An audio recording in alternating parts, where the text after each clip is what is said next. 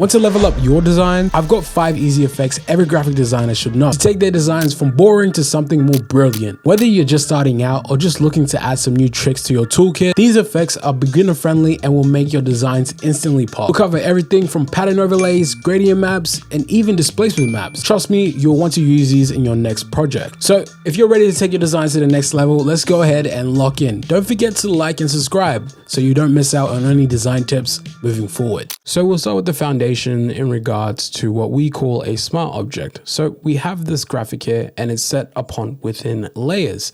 Now I want to go ahead and add an effect to everything, but I also want to ensure that the graphic stays safe. The way we go ahead and do that is we convert our group or our design or even single layer image into a smart object. Just right click and convert that into a smart object. Now you see this little icon on your layers. If you go ahead and click that, it'll take you to where your actual layer is, and it's basically saved off as a separate PSD file within Photoshop's internal files, and you can locate these on your computer, but I'm just going to show you exactly what I mean. So if we go ahead and save this after moving this image and we head over back into our original file, you can see that it moved there also. So why smart objects? They allow you to do what we call non-destructive editing. So in case you want to go back, if you make a mistake, you can go ahead and always go back into that original layer and find your original artwork.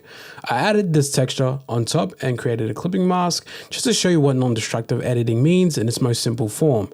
Let's say I want to move the actual star again, but it has a layer on top. Moving that, if it was rasterized, would be such a headache. But since it's a smart object, it's just a simple save and you're done. Pattern overlays and thresholds. Now this is a perfect combination for almost any graphic. If we head over into our blending options, just right click, blending options, we can go over and navigate to our patterns. If it doesn't show, go down to the effects and press show all, and then press on pattern overlays. Now let's go over to what's already installed on your computer. Photoshop has these basic ones, and I'm just going to go ahead and select the grass one just to show you the demonstration. I'm going to set the blend mode to darken, and then I'm just going to drop down the overlay just a bit so we can see a little bit more of our line work. Press OK, and then I'm going to go over into the adjustments and then add in a threshold. Adjust the slider until you're happy with how your graphic looks, and then follow by adding a new layer. Go ahead and head over to select and then go to color range. Now you're going to go ahead and go to select again and make sure you have shadow selected. Press OK, grab the paint bucket tool and fill that new layer in with black. Now you can go ahead and turn off that threshold because we no longer need it. And you can see a cool black layer for your graphic. And this will be really good for things like screen printing, but it's also good for things like general graphics. Let's say you want to change this color. So let's go ahead and add in a new adjustment layer. And we're going to go ahead and add in a solid color and then create a clipping mask onto our new layer, which has our threshold on there. From here, we can go ahead and change the color to almost anything that we want. And this is really great because when you're using a threshold graphic, your color is very prominent because it's only a one color item. Again, perfect for screen printing because it's a one color graphic. This one's probably going to blow your mind. This is called layer styles. So what if there was a way to just click one button and have a graphic fully complete? That's not too hard. Let's go ahead and right click on our graphic and head over into styles. It's going to be at the very top of the blending options. I have thousands of layer styles because I've been designing my whole life. And I also have a few on my website so that you guys can use to change your graphics instantly. I have 3 that I love: everyday layer styles, Arcadia layer styles, and then ATL motion graphics. For this demonstration, I'm going to go ahead and use one from the Arcadia layer styles, which are more gamer/design focused. The other 2 are more so within the clothing niche. Again, these are all the settings if you want to go through and have a go at copying this, but I'm just going to go ahead and press OK. Now you're probably thinking to yourself, it would be so annoying if I had to go through and click every single letter and make sure I have the same layer style. Well, you can just simply copy your layer style by right clicking and press copy, and then select all the layers you want to apply your layer style onto.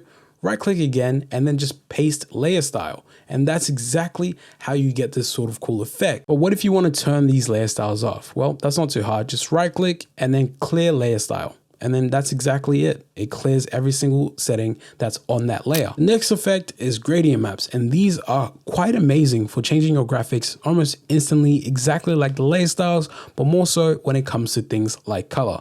For me to show you exactly how this works, I'm just going to go ahead and introduce a texture and clip it onto our graphic and just change the overlay a bit so we can still see all the different shades in our actual texture on our graphic.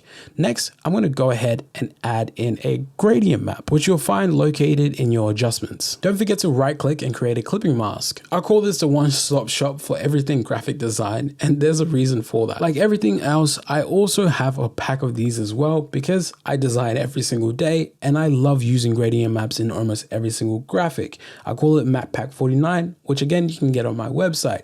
But making gradient maps yourself are very easy. You see the slider at the bottom. So on the left side, it is your shadows. On the right side, it's your highlights. So basically, if you change these, it changes those exact values of your image. So if you add blue to your shadows will be blue.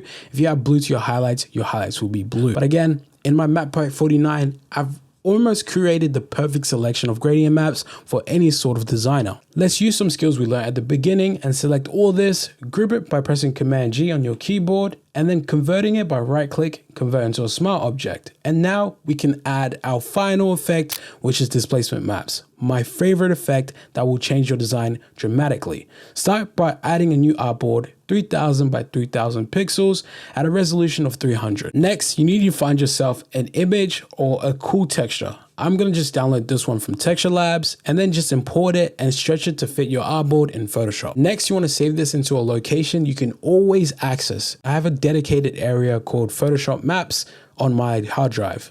Go back into our original graphic and we can start playing with this design and changing it dramatically. Firstly, we want to go to Filter, Distort, and then go to Displace. And now you want to add in your values. So depending on how much numbers you put into here, it's going to distort your image to that exact number. So if you put like 5 or 10, it doesn't make that much of a change. If you put 25 to 30, it's going to dramatically change your graphic and in that direction. So horizontal or vertical. And if you play with these, you can get really cool effects. But for the sake of this, I'm just going to go ham and show you exactly how crazy this can get and make sure it's stretched to fit. And then locate your map that you've just created. And my one is at the top, artboard 11 or map 11. And I'm going to press OK. And then just wait for it to load in. Takes a couple of seconds and bam, you have a crazy distorted graphic that you can use on any design. Now, a huge disclaimer is if you don't convert this into another smart object and you move it around, your actual map on your Photoshop will distort your graphic continuously until you have it saved as a smart object. But again, if you want to change your color, you can double click and go into that original smart object that we created and use the gradient map and press save. And now you have a different colored graphic instantly. Now, me personally, I can't stop raving about gradient maps, and that is by far my favorite tool besides the displacement map. If it was like a close race, I would 100% choose the displacement map, not the gradient, sorry. Even though the gradient is amazing, I think the displacement map just has so much more of a dramatic effect. But again, as you can see here, using displacement map dramatically also changes your graphic and the feel of your design because most of the design is color.